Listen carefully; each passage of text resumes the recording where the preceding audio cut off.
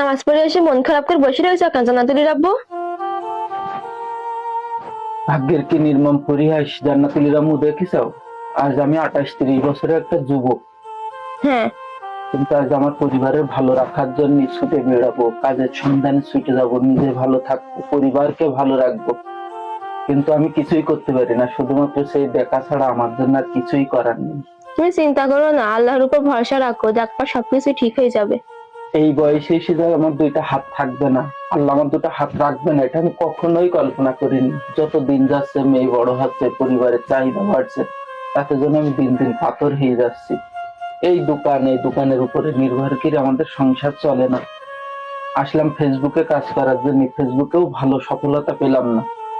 এখন আমার ভালোবাসার মানুষগুলো লাইক কমেন্ট শেয়ার করে না। যদি লাইক কমেন্ট শেয়ার করে, তাহলে হয়তো ফেসবুক থেকে একটা ভালো কিছু করা সম্ভব, হ্যাঁ। যেটাও হচ্ছে না আমার জন্য। কি বলবো বলো, তাহলে আমার মতো মানুষ কিভাবে চলবে সামনের দিকে? যদি আমার একটা হাতও ভালো থাকতো, হয়তো যে কোনো একটা কাজ কাজ করা, হ্যাঁ। করাটাও সম্ভব ছিল। জানি না আসলে সামনের দিনগুলো আমি কেমন থাকবো আর আমার পরিবারকে কেমন রাখতে পারবো। দিন দিন যেন আমাদের পথ চলাটা অনেক কঠিন হয়ে যাচ্ছে। হুম। তো আপনারা সবাই আমাদের পাশে থাকবেন আর আমাদের ভিডিওতে লাইক কমেন্ট শেয়ার করবেন।